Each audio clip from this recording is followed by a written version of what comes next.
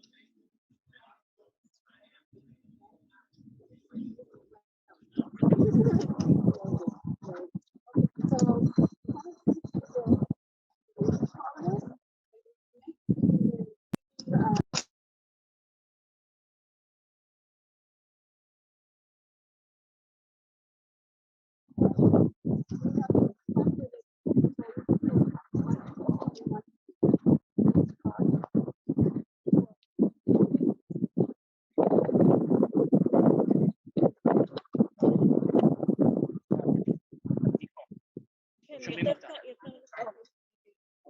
ממש לפני נוער.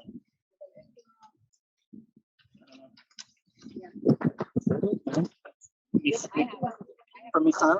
Oh, the Hebrew one. Oh, the Hebrew one. Somebody up the other one. Yes.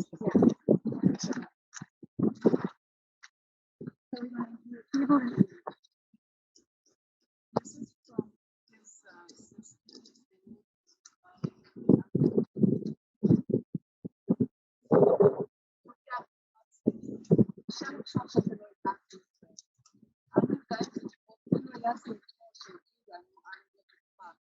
חזרנו לטיול, ובעודנו על המשאית, ההורים צעקו, לילי ובכלל, קלט החמה. היינו כבר 13. היינו נבוכות בגלל שאימא בהיריון ונולד לנו תינוק. אפילו מהשם שנתנו לך ההורים, לזכר הסבא, היה שם כל כך גלותי. המבוכה עברה והצטרפה באהבה גדולה. טיפלנו בך באהבה. אב ואמא היו עסוקים בגידול החיפוש. היינו מוציאות אותך בגיל הרב, חיילות אותך ברחבי החיפוש, בפינות ובפינות המשחקים. הייתה גאווה לתהיה לך בחיפוש, היא לא קיבלת. הילד גדל וכבר הולך לבית ספר. כבר שם התפלט בשמחת החיים ובהומור. כל חבריו ומוריו היו מואבים. בנערותך עבדת בחשמליה בקיבוץ, וכך זוכר אותך חבר קיבוץ שעבד איתך. עבדתי איתו בחשמליה, אהבתי אותו. בכל דירה שאליו נכנסנו לתקן, הוא הצליח לעלות חיוך של אהבה מהחברים, ואפילו לקבל נשיקות וממתקים. היה כיף. וכבר צבא התגייס לאחר מלחמת יום הכיפור לחיל השריון, בו שירת עד השחרור. לא הרבה ידוע לנו על התקופה הזאת. לאחר מספר שנים במשק יצאת לחופשה ונסעת לארצות הברית. זמן קצר לאחר מכן נסענו באהוד לטייל לטיול, בו היינו כשבועיים בבטחה. טיפלת בנו כמו הילדים, מתוך אהבה עמוקה, בילינו איתך ימים נפלאים שאיננו שוכחים, גם היום לאחר 40 שנה. בעיקר לא שוכחים את הדאגה לנו, בכל מקום שבו היינו באמריקה. מוסיף בעניין דומה ינון, גם שלי אני זוכר בתור ילד, שפעם בכמה שנים מגיע אדום בקסנטיס. לפני כ3 שנים, אנו תהיינו פה בארצות הברית. וכשהיה באזור לוס אנג'לס, משפחה של 5 נפשות, לא רצינו להפריע. התחלנו את תוביה שנהיה באזור כמה ימים ונשמח להיפגש. מיד קיבלנו פקודה לבטל את בית המלון, אתם הייתי מתערב אצלנו, יהיה מקום, יהיה בסדר, אתם אצלנו. מאותו רגע טוביה ואפרת פשוט לקחו עלינו בעלות, טיילנו 6 שבועות בקרוון, בכל יום בלי לדלג על יום אחד, היינו מקבלים טלפון מטוביה, מעדכנים מה עשינו וכמובן מקבלים הוראות והמלצות להמשך החיים. ישבתי על המפות ובדקתי שבשבילכם אתם חייבים לעשות ככה וככה ולנסוע לשם ולעצור שם. רק רוצה לעזור לייעץ ושוב לעזור. זה היה טוביה בשבילנו והכל עם רצון טוב, סבלנות, בעיקר חוש הומור משובח. אם זה לידו בטלפון, אתה לא מפסיק. אם זה לידו בטלפון, אתה לא מפסיק את זה. טוביה, את המסלול שהובלת אותנו על צל ההר כולם נזכר. היינו כנראה היחידים שעשו זאת בקרוון. כמה צחקנו על רגעי החרדה שהעברת אותנו. ולפתע תוקפת אותך באלימות, מחלה חשוכת מרפא. נאבקת בה בכל כוחך, בתמיכה ללא כס של רעייתך, אפרת והילדים. ועל כך אנו מוקדרים אתכם במעמקי ליבנו. עקבנו מרחוק, השתדלנו לדבר כשאפשר. כשהורידו את הארון לקבר, קלטנו את המשמעות של מותך. צחוק הגורל הוא שאנו עשינו נשארנו, וטוביה וצבי אחותינו כבר אינם איתנו. וכעת אתה למעלה, ודאי מגחך וצוחק מתוך הומור. ומה עושים עניין כזה גדול?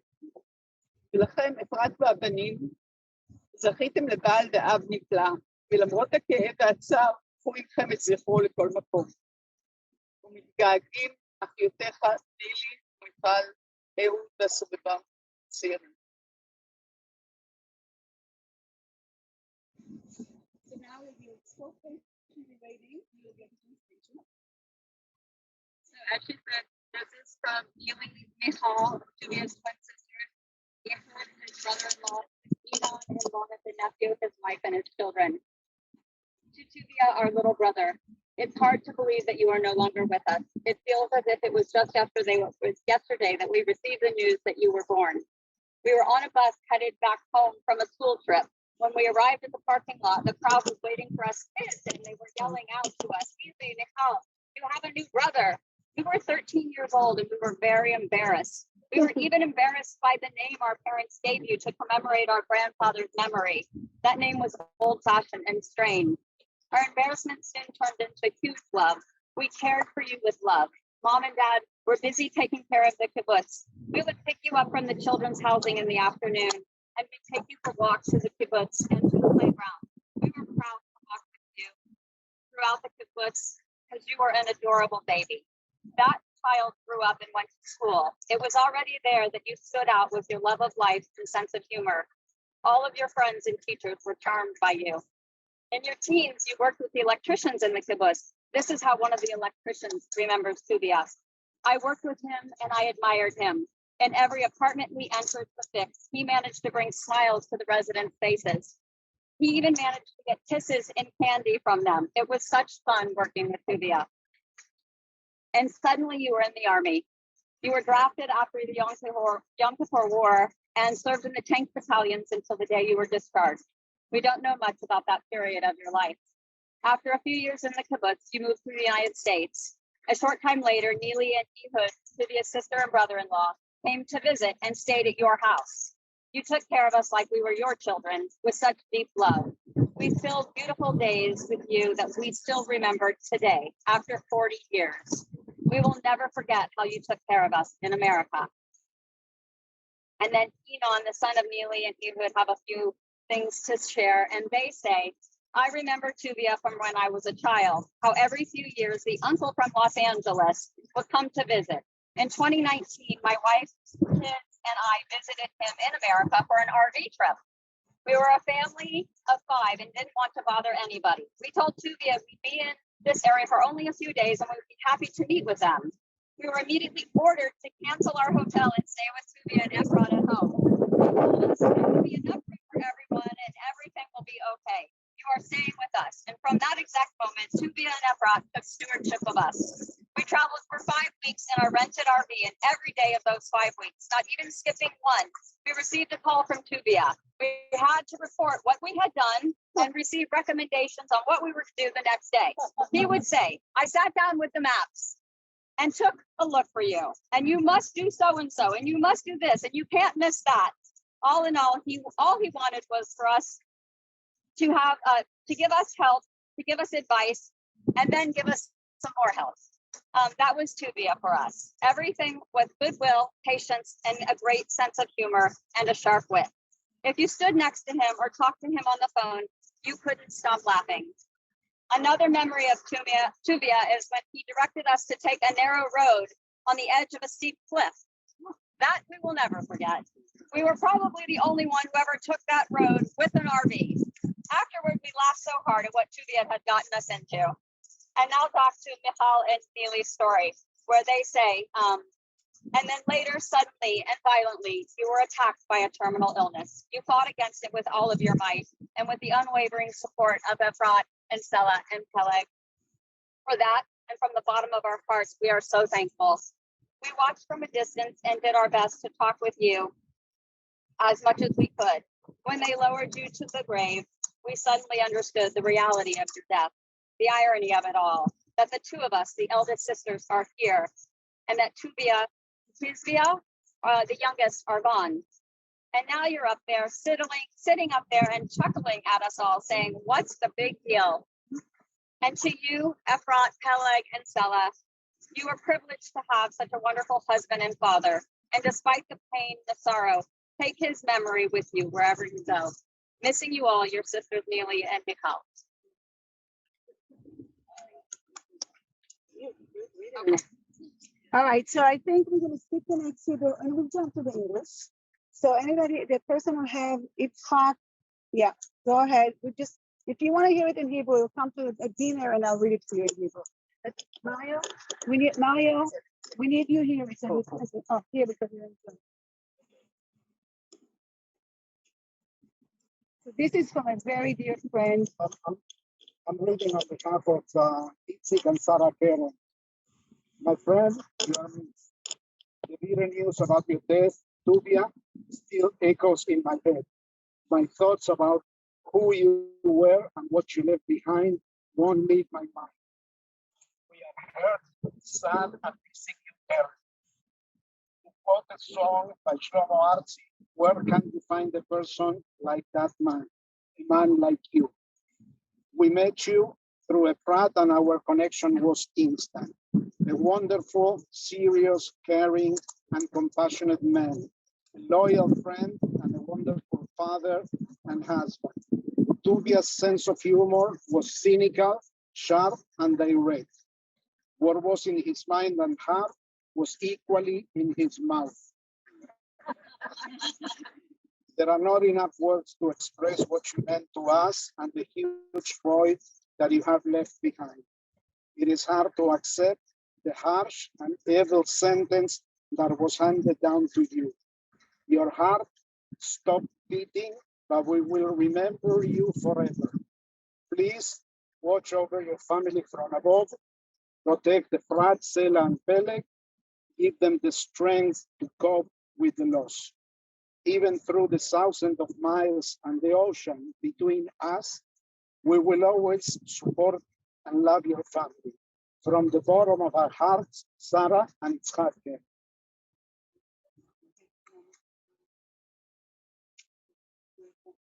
right, and there is one more coming. We have one more coming out of frame. Mary Claire, please. Yeah. You want to speak? This is from Meyer Todd J. Okay. Mayor Kit. Jagger. Lifelong friends in the kibbutz. Okay, stop Mary Claire. There's a problem, but it's just sounding with you. Would you mind standing like right in front of the? Yeah. Shake it to you. Yeah. Oh, precious Tuvia. 30 days have passed, and it's hard for us to believe that you're no longer with us. We remember beautiful moments and memories with you through the years. You lived an extraordinary life, a child at heart, curious and inquisitive, bursting with energy. With joy and a one-of-a-kind sense of humor, you always took it upon yourself to organize travels and gatherings. You did it all with a smile and with a wisecrack, but always in good taste. Everyone who met you was charmed by you. I remember you as you were when you were in high school, a devoted worker with the electricians. You would arrive after school on a bicycle, ready to fix any electrical problem on the kibbutz. Later on, in our kibbutz commune, you were the man in charge of the shared fleet of cars, and you were the most detail-oriented out of anyone who ever did that job. You were always on top of the complicated operations, and you do it off the top of your head, from who got the car, to who would drive recklessly, to who would get into accidents, and who wouldn't report them. Nothing escaped your eye. I remember too when you worked the cotton fields on the kibbutz. At the time, the kibbutz had just purchased the biggest and most advanced John Deere tractor that money could buy. Farmers came from all over the country to see how this sophisticated machine worked. And Tuvia, as only Tuvia could, maintained that tractor immaculately. He was devoted to that machine as no one else could be. Through Tuvia, I met my other best friend, Rami Shachar. They called each other my brother in Hebrew from the day that they met in the Israeli army, way before that term was fashionable. I remember once the three of us drove a tiny little car to the port of Haifa on a mission to bring a new TV home. We somehow had to find a way to squeeze the three of us and that huge TV into the tiniest car you could imagine. Somehow we made it home safely. Later, Tuvia left the kibbutz on his way to Los Angeles, and we felt sad to wave goodbye to the shining star, but we wished him the best. When Sarah and I went to the United States on our honeymoon in 1982, Tuvia hosted us.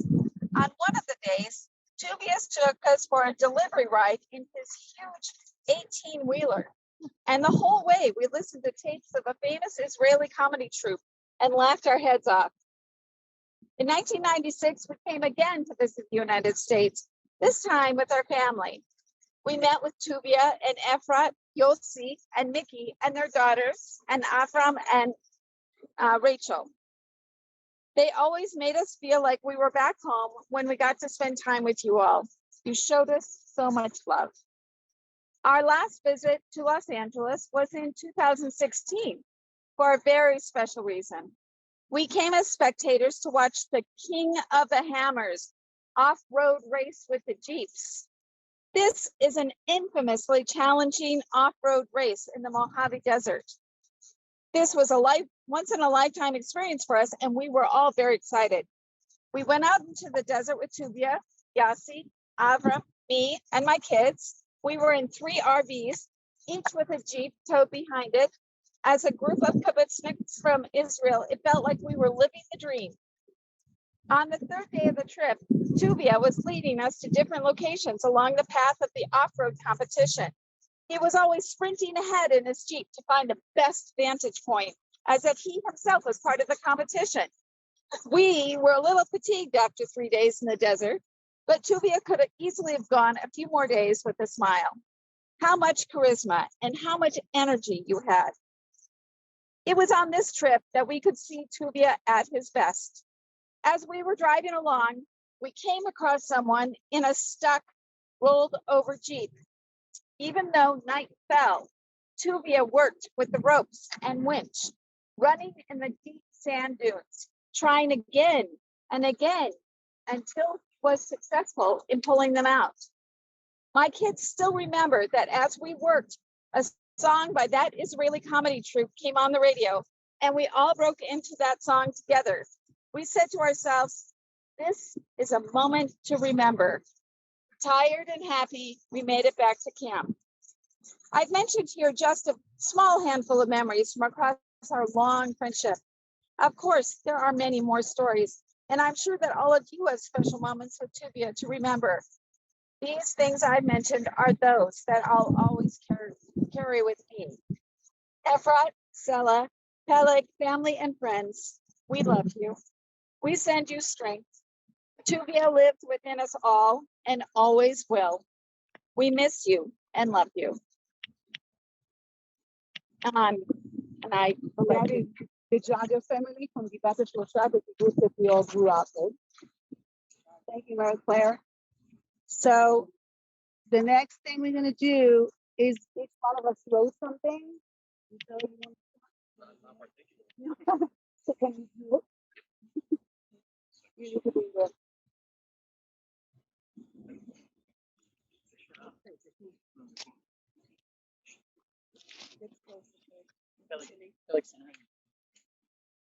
Perfect. Hi. My father has been gone for a month now. I miss him dearly.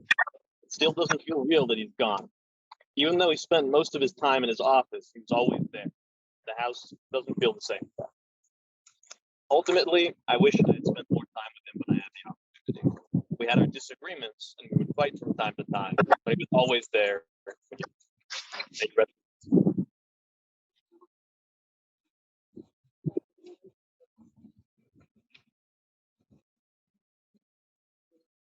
It is surreal. It's not real. Some people. How is it possible? Yeah. The men so much love for life, and then we contagious excitement about adventure and nature. The men so much charisma, the men that could not go unnoticed at any social gathering. The men so much energy, so active, so strong. How is it possible that he's gone forever?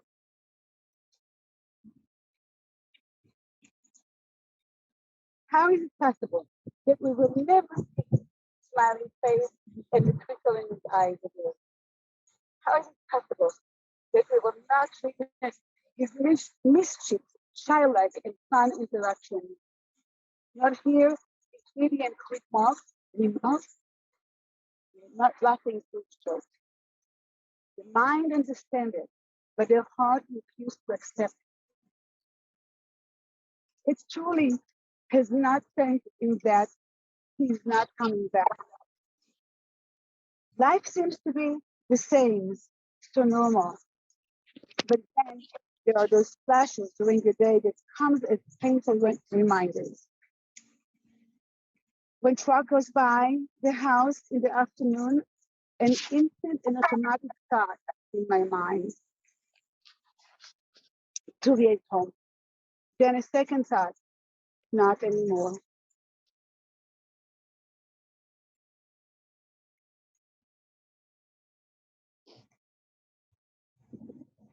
Or when I automatically put out 4 plates on the table for dinner, I said, only we are leaders.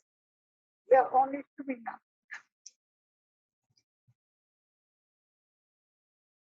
Or going about my daily business when God crossed my mind and called Tuvia, either to ask him a question, share with him an experience, or ask for advice.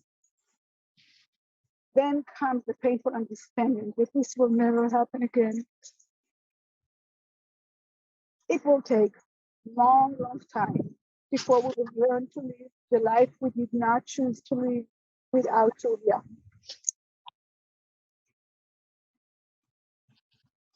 I want to end within the crowd that reflect Tuvia so well. So typical of him to do things creatively and differently than anybody else would ever think to do. That's Tuvia's style. And this is what happened. This is what happened 4 days after his passing. At 6 a.m., I received a text message. I look at the screen and it said, message from Tuvia. Afterlife. I thought to myself, something must be wrong with the app. That is not possible. But it was really a message from Tuvia. He wrote, it is hard to believe that this is our last conversation. Nan, I need you to hear that. This is our last conversation. And continue with a short, lovely, and loving note as his last words to me. At first, I was shocked. And then I started laughing. It was so Tuvia to do something like that, with a surprise twist and a team sending messages after that. And yes, Knan, as always, he has the last word. I want to thank you all for coming and sharing the memories with us. We appreciate your love and support. It gives us a lot of strength and support. Thank you, guys. Now, Sarah, get ready. Hold your chair. Thank you. So I was in the car yesterday, driving to Home Depot, when a metal song that I'd never heard before came on the radio. Punishing riffs, blasting drums, some dudes screaming into a scratchy microphone. I was nodding my head, I was cranking the volume, I pressed the accelerator just a little harder and pushed the car just a little faster. And the first thought that I had was a thought that I had had 100 times before, which is that Abba would love this song and I have to remember to text it to him. And then I remembered. I remembered that he wouldn't be on the other end of our text to listen to it or to send me a thumbs up if the song got his official stamp of approval. That thumbs up meant next time we're in the Jeep, we have to play that sucker loud. And then I remembered that there would be no next time. No more flying 85 down the highway towards the desert with the windows down, pushing the stereo louder and louder, nodding our heads together. There wouldn't be that feeling of freedom and adventure, of pushed limits, and the feeling of losing yourself in being alive. And that's who Abba was. He was a lot of things, a lot of serious and responsible things. But the moments I think of first aren't the fatherly ones where he'd help me move, help me change my engine oil, or teach me to shave. It was the times that he showed me something more fundamental. It's the moments he showed me that the point of life was to live it. I've been thinking about that last point a whole lot this month. He's gone and we're still here. It hurts more than I can say, and I've wept and wept and wept. He told me when he first got sick that he didn't want his illness to interrupt my life. That was impossible. It was 3.5 years of pain and worry and grief.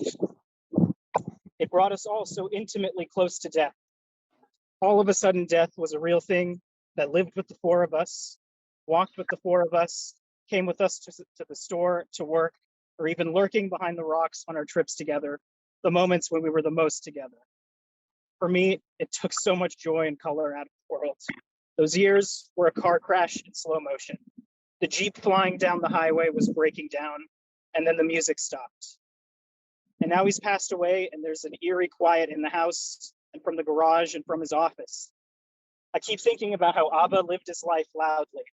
Always the star, always making fun, always having fun, and always with the volume up. And now it's our time to grieve. I keep reflecting that grieving is easy, and it's what the heart does, as naturally beating. The hard part is living again.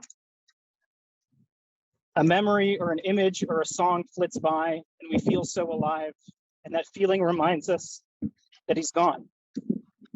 It knocks the air out of us, and then somehow, as if to honor him, we make the choice to live again. The metal song ended, and I pulled into the parking lot and took a deep breath. I went into that Home Depot and walked the aisles that I'd grown up walking with him and found what I needed, serious and responsible things like tools and tape. I got back in my car and turned the volume back up and felt alive and sped home towards the rest of my life. I could only hope to live it as loudly as he did.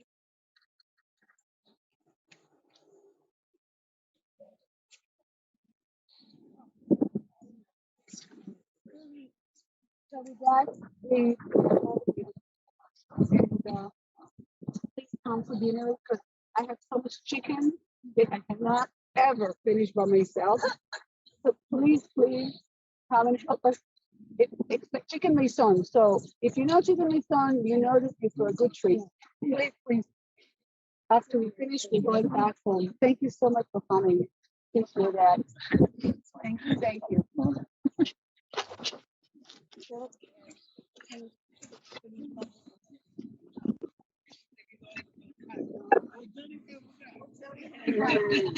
you.